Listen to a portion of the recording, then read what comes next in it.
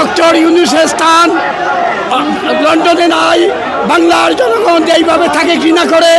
আমরা সেই doctor ইউনূসকে London থেকে আমরা প্রতিহত করব, কালো পতাকা দেখবো, জুতা মারবো, ডিম মারবো এবং তাকে আমরা প্রত্যাখ্যান করলাম, অবঞ্চিত ঘটনা করলাম।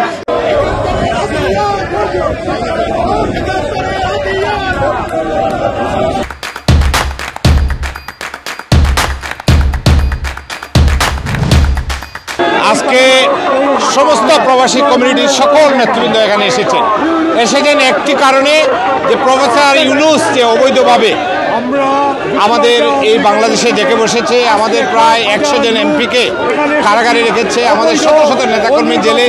আজকে বাংলাদেশে যে পরিমাণ হত্যা নির্যাতন হচ্ছে এবং আপনারা জানেন যে প্রায় 20,000 কোটি ডলার বাংলাদেশ থেকে পাচার হয়েছে গত দশকে।